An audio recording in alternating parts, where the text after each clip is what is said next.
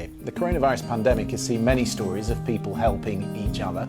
And one such case is a Michelin star chef who's been helping to feed millions of people in India, despite being thousands of miles away in New York. Vikas Khanna started the Feed India initiative a couple of months ago. This week he launched a food drive focusing on the transgender and disabled community, people with disabilities and other groups. And he joins us now from Manhattan. Vikas, it's great to have you on the programme. How on earth do you start an initiative like this when you're thousands of miles away in Manhattan? You have to be either crazy or a genius. Well, I'm going to go with genius. Tell us what you did. Who did you enlist to help you? So I just used the power of my Twitter account. I went on Twitter and I asked people if anybody go and check in your neighborhoods, if anyone in the orphanages, old age home or leprosy centers, if they need any dry ration. Because I have worked with those organizations for many years. And I know that the kitchens do not run as an operation where they store too much of dry goods like rice, lentils, whole wheat flour, sugar, tea, and all those things. And I realized much early on that there's going to be a huge crisis in that field of these organizations, and especially community centers.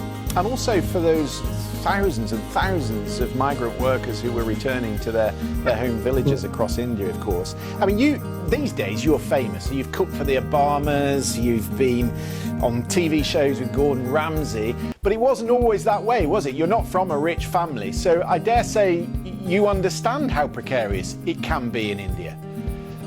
I understand, but my sense of hunger didn't come from India so much because I was born and raised in Amritsar, and we have a huge community kitchen where everyone gets fed.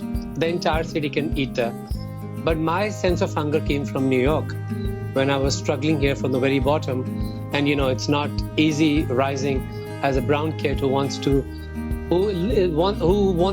came to America with a dream of winning a Michelin star. I think my aspirations are too high or crazy.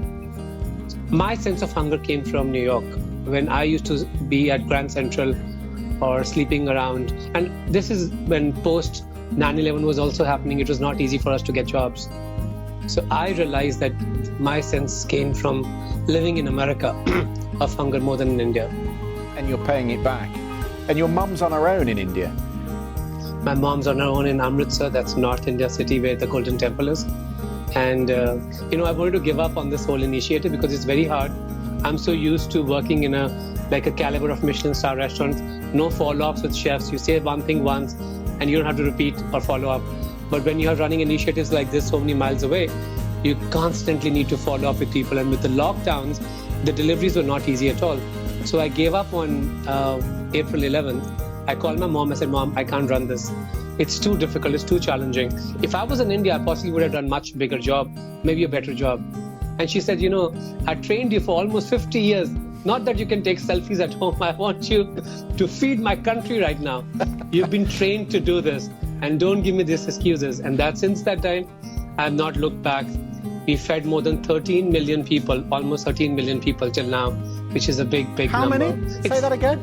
How many? 13. You fed 13 million people? Yeah, till now. Who's paying for plus this? 2 million. Who's paying, Scott? Plus 2 million what? 2 million sanitary pads, 100,000 slippers, more than 2 million bananas. And this is the numbers which you're talking about. These are massive numbers. Yeah. And we were ready to be. Initially, I was doing everything on my own. And then later we got some amazing partners like India Gate Rice, which is huge. We got Daawat, we got Tropicana Juice. We started getting more partners to partner with us, especially when I was doing huge events.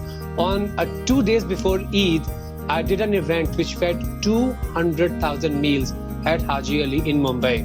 So people could come in and there was ration everywhere, dry goods, packed foods. People could come with their bags, they can take as much food as they want. And I felt that it was very important to me.